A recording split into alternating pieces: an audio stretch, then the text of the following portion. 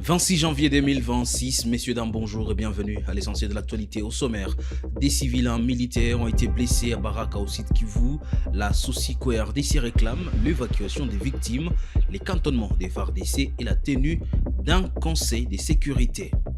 Après l'incursion armée à Musengue en territoire du Lubero qui a fait 2 morts et plusieurs maisons incendiées, la population réclame les démantèlements des groupes armés pour restaurer la sécurité dans cette partie de la province du Nord Kivu. C'est tout pour les sommaires.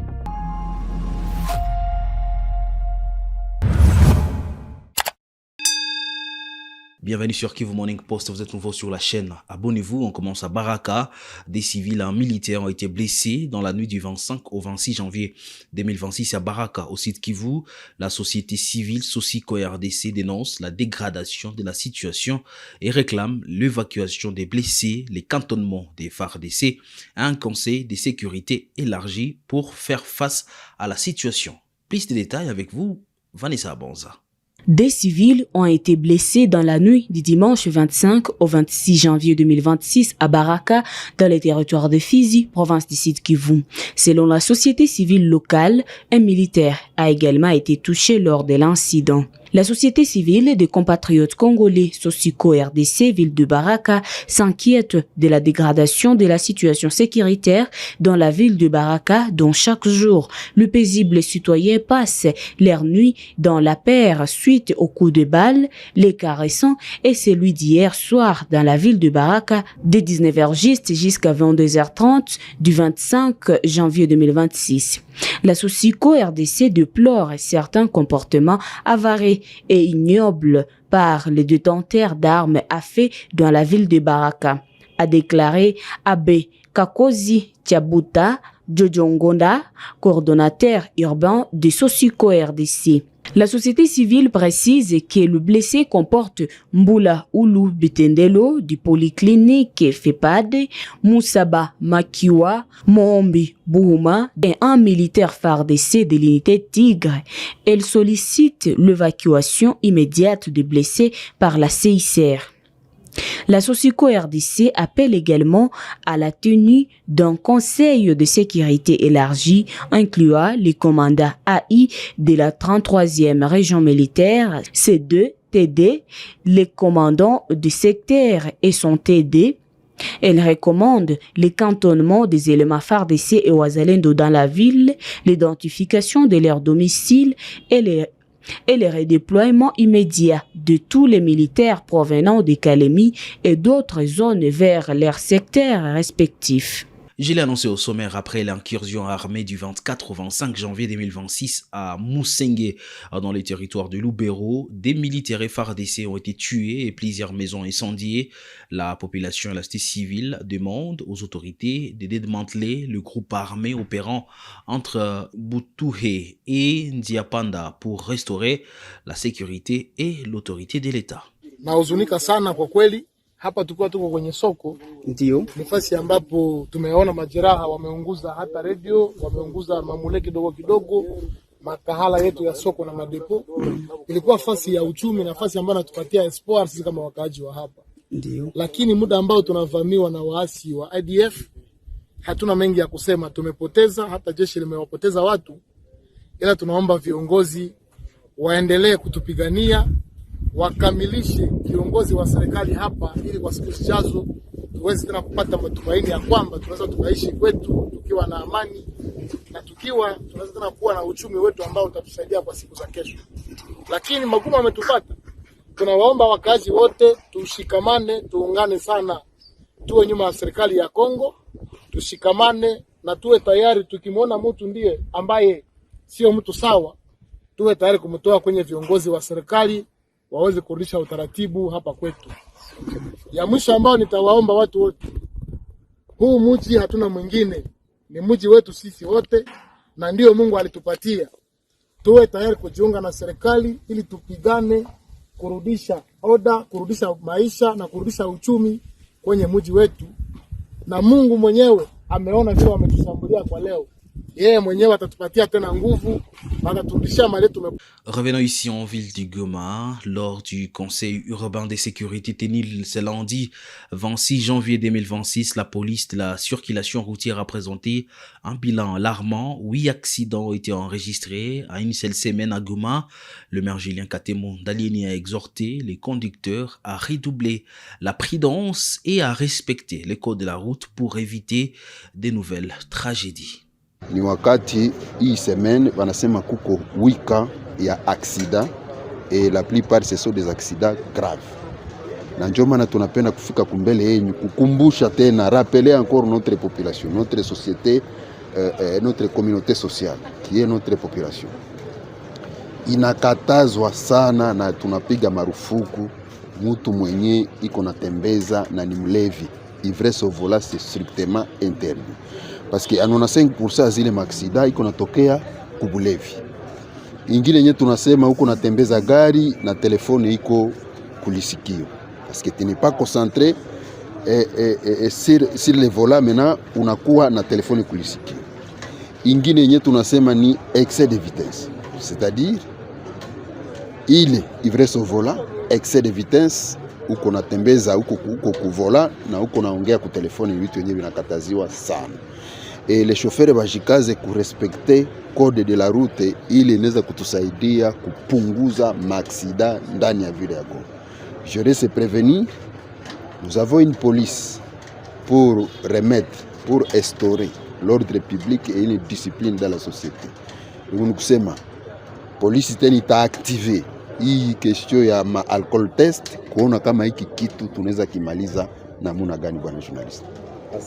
À Kisangani, les travaux de modernisation de l'axe routier reliant le rond-point de Kano à celui de SGA progressent conformément au rythme imposé par le matériau utilisé.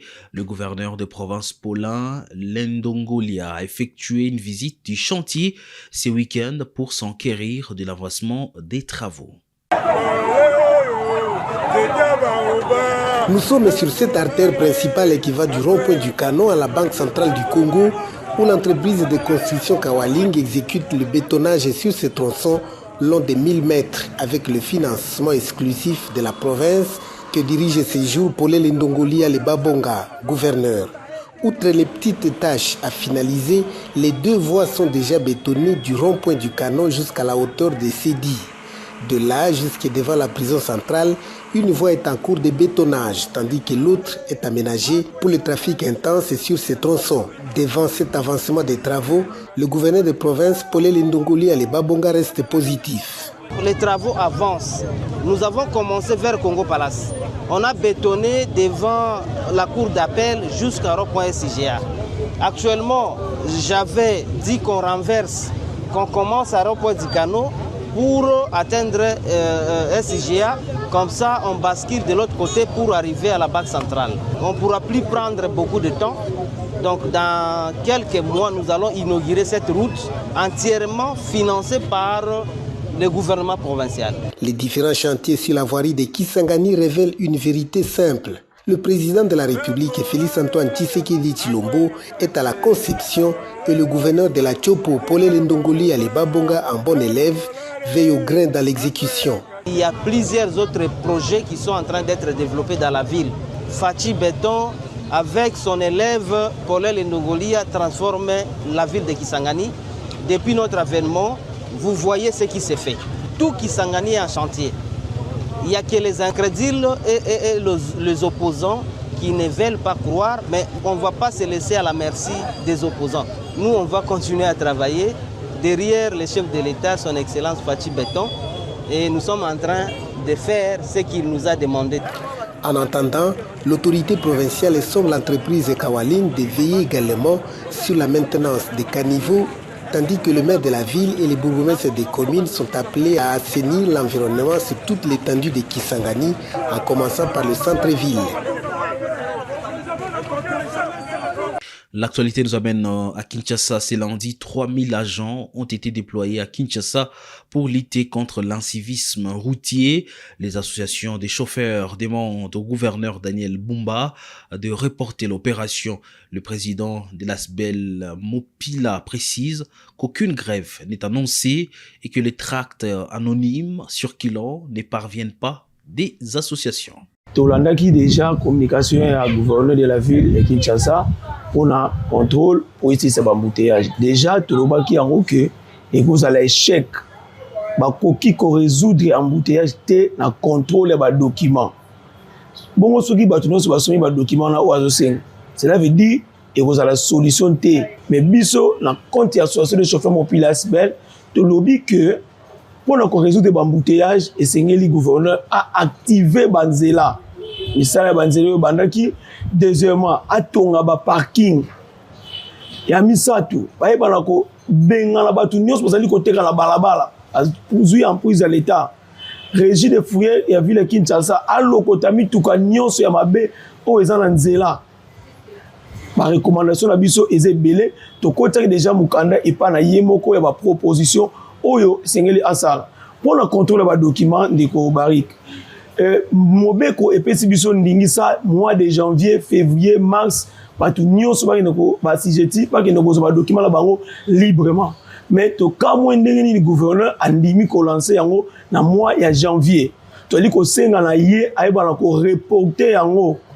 Et c'est les masusu l'obité à reporter en haut parce que atika tango na basijeti mais balon que nous fout na bango librement à reporter en haut tina mois avril. Biso association des chauffeurs mobiles ASBEL et aussi la synergie des associations tozali parmi ba oyo ba organiser grève wana te. Ba o ba organiser grève wana to yebite to moni ba tract no la biso no to moni na réseaux sociaux mais sengeli to e ba ete mutu moko iko pekisa te ba congolais ba s'organiser pour manifester parce que droit de manifestation ils a garanti na mobeko biso synergie biso association des chauffeurs mopila toza kati ya ba o ba organiser yango te l'état ne fait ça est à la près yango moko l'état au jour d'aujourd'hui vignette il y a 2025 ils allaient côté kamate. Il y a 2026, le ministre John Banzalunda s'est rendu à l'université de Kananga pour préparer l'inauguration par le chef de l'État. Il a constaté des têtes d'érosion sur les sites et supervisé les travaux de murs, des soutènements, des talutages et les plantations pour stabiliser le sol. Il a insisté sur la protection du système des drainages, la vigilance contre les constructions anarchiques et la durabilité des infrastructures universitaires. Le président de la République, Félix Antoine Tshisekedi, est dans une véritable croisade dans les infrastructures dans notre pays. Il construit le pays, il construit les 26 provinces et le Kasaï central fait partie de la République démocratique du Congo. Il vient pour pousser les chantiers qu'il avait initiés et qu'il conduit. Et donc nous sommes ses collaborateurs. Nous venons voir exactement ce qui est fait pour que le président de la République ait l'occasion d'évaluer la marche vers le développement de notre pays. Aujourd'hui, c'est une grande satisfaction dans les domaines des infrastructures publiques parce que, comme vous le savez, avant que le président Félix Antoine Tshisekedi Tshilombo n'arrive au pouvoir, le pays n'avait que 3 universités, y compris les universités privées.